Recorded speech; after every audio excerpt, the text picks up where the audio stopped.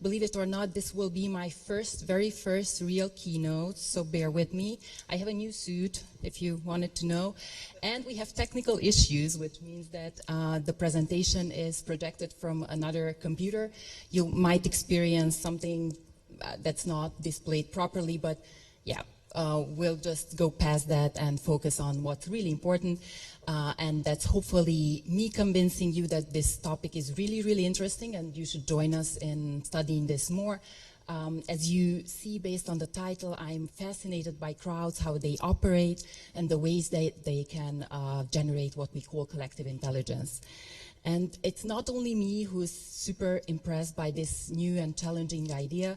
In the past 10 years, maybe there's been an increasing interest from psychologists, from economists, but also from applied mathematicians in understanding how collective intelligence emerges in larger crowds. These crowds can now, of course, with the new technologies, meet online in ways that were not possible before, and they can generate new expressions of collective intelligence that are highly interesting for us. So why is this so surprising? For centuries, we believed that when we have large crowds, then this leads potentially to madness, but for sure to some degree of stupidity and some degree of ignorance. Of course, there's an anecdotal piece of evidence that disconfirmed this, and you might be familiar with this experiment. It's the experiment conducted by Sir Galton in the early 20th century, where he found that when he conducted an experiment on a county fair and asked people to assess the weight of an ox, of a quartered ox, although there were a few experts in the crowd, no one was as close to the true weight of the ox than the median of the crowd. And this was a fascinating result that he reported already back then in Nature. So since then, we've developed more and more knowledge about collective intelligence. The finding that the wisdom of the crowds can be superior to expert judgment has been confirmed in various settings, and it has applications in political and economic forecasting, and this encourages more and more research in this area. Now, the assumption is that we have collective intelligence in a crowd when the crowd is large to begin with. The individuals are diverse, they are making decisions independently, and there's a proper aggregation mechanism that helps us generate the collective consensus from this. And it's not trivial whether these conditions hold in most relevant decision-making settings. As a matter of fact, most arrangements, most organizations, and most platforms that we see online don't facilitate these conditions. So what happens when these conditions are violated? Do we see collective intelligence? And if we do, what are the best algorithms? What are the best approaches to harness these collective intelligence signals? So the goal of my research is to find new expressions of collective intelligence and to propose signals and to propose approaches that help us make use of this collective intelligence. And the new setting that I'm especially interested in is crowdfunding. It's about 10 years old at this point, and it's something that most of you heard about. So most of you will be familiar with Kickstarter, Indiegogo, and the typical rewards-based crowdfunding platforms. I'm not sure whether you are familiar how popular and how prevalent these platforms are. So currently there are about 2,000 crowdfunding sites, and based on an estimate from the World Bank, there will be over 300 billion in cumulative transactions by 2025. Now, Kickstarter is the example that you are most familiar with. My interest lies in peer-to-peer lending and in equity crowdfunding. These are more serious in the sense that these are proper investment settings, and the hope there is that we can replace banking with these platforms or augment banking with these platforms in a way that's more accessible to the general public. of course, studying collective intelligence here is especially challenging because the belief is that investment decisions should be left to proper experts, and there's a lot of there are many ways that things can go wrong. There's a general skepticism around the ability of crowds to be very good at investment decisions.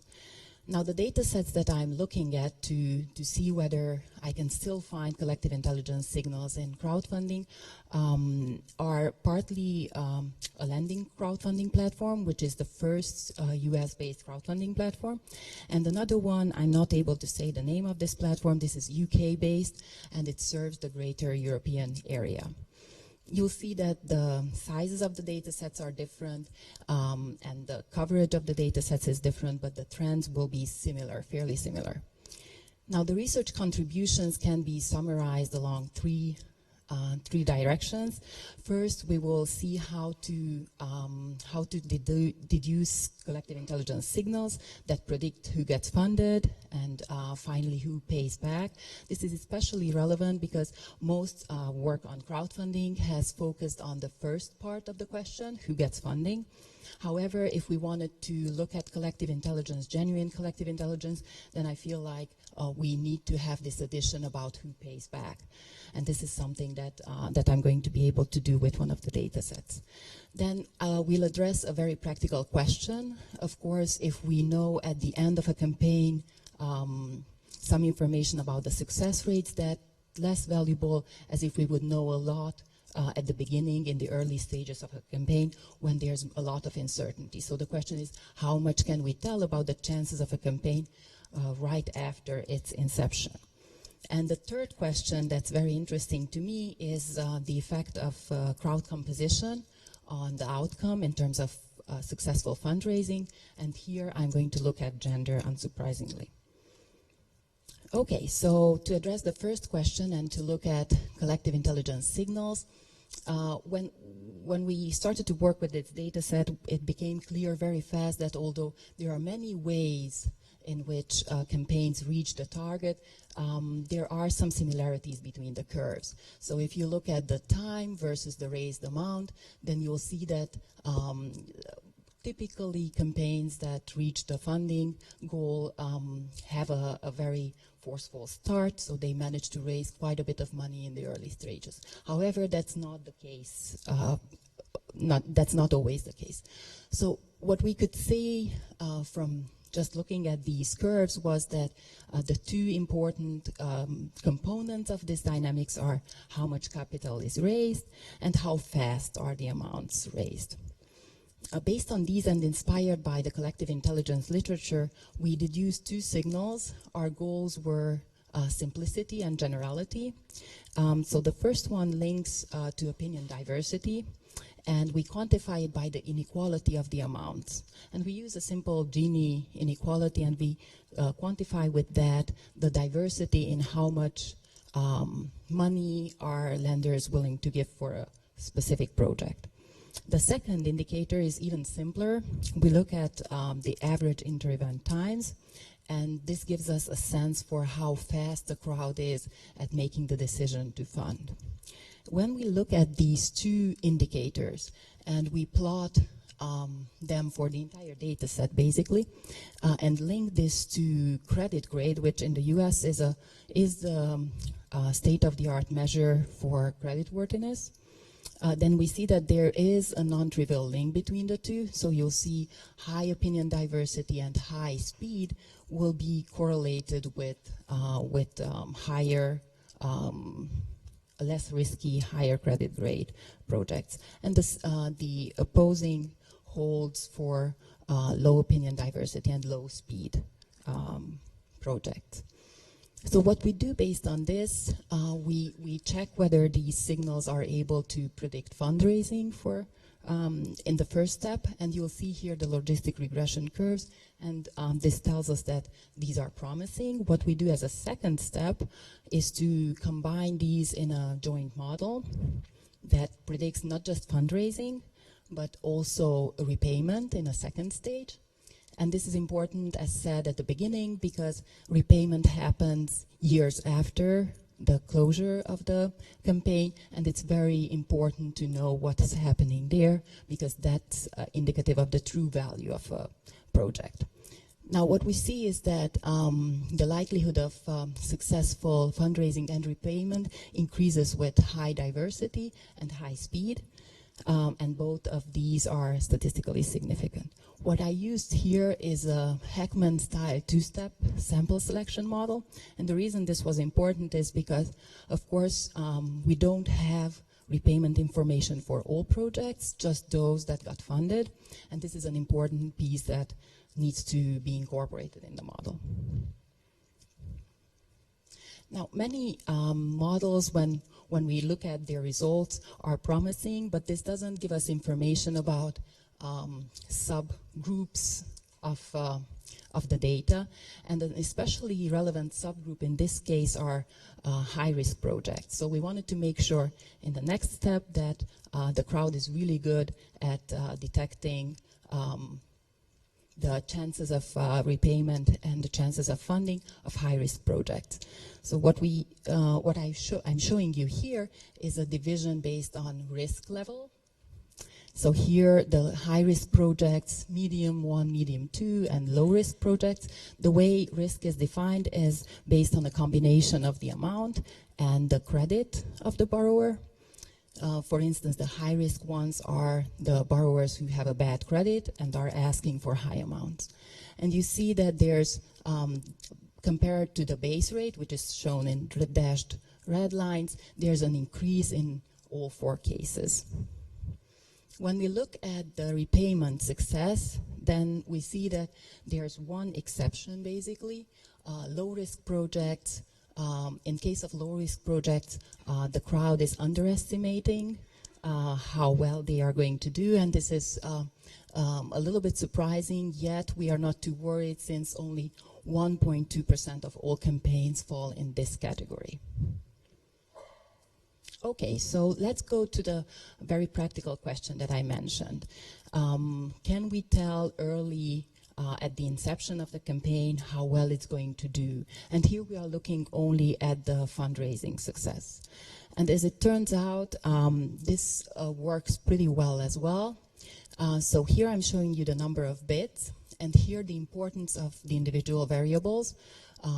Aggregation speed is shown in red, opinion diversity in green, and I'm comparing these to credit grade, which is shown in blue.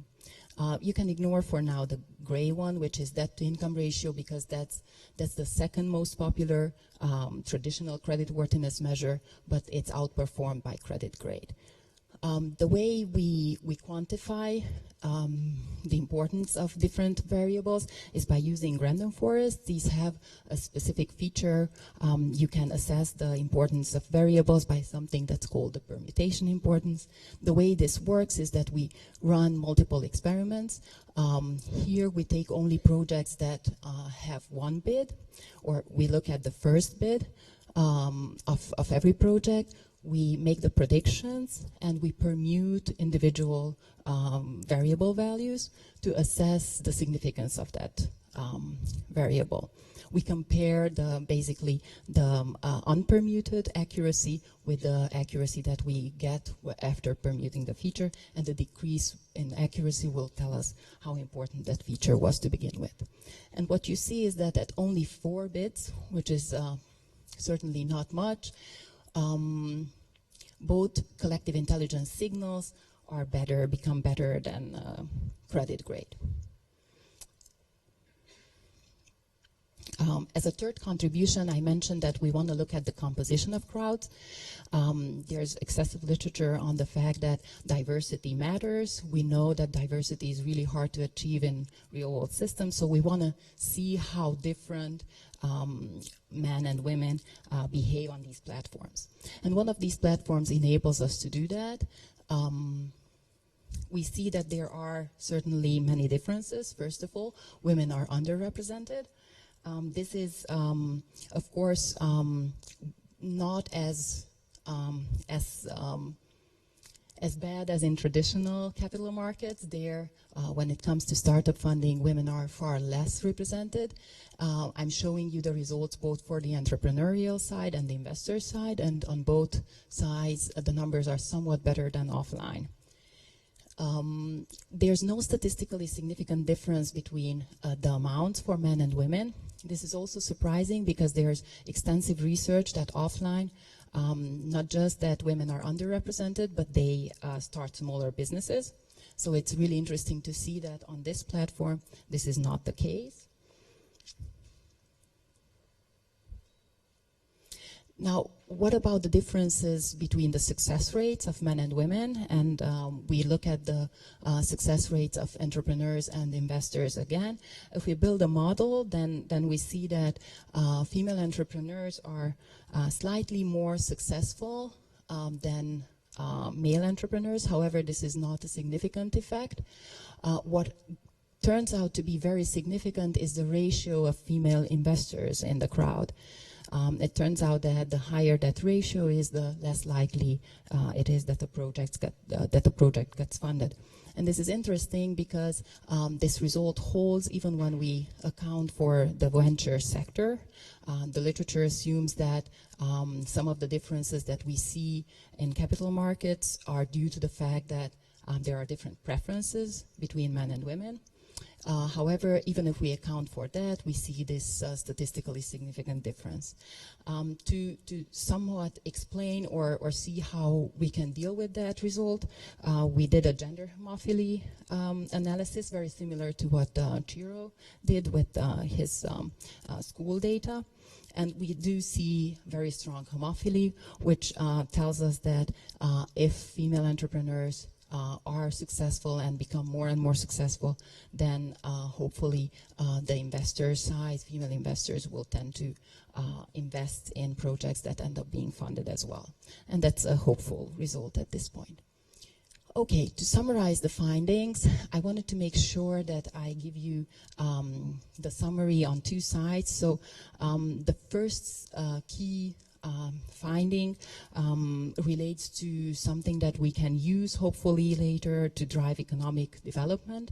I'm talking here about the early warning signals and the results about gender composition. These two can hopefully result in design decisions that platforms can use, and this can help the participation of female investors and female entrepreneurs, but also can help us make recommendations about how to address projects that are clearly failures from the fourth bid on. Now, there's also a general message here that hopefully helps us understand better collective intelligence in general, and that's related to the collective intelligence signals. Although there's been a lot of work about predicting success in crowdfunding, I think that these two signals are the most general and most simple that I've seen, and yet they do really well in these models. So I'm hopeful that these will be incorporated in other works as well. So with that, I thank you, and I'm open to questions.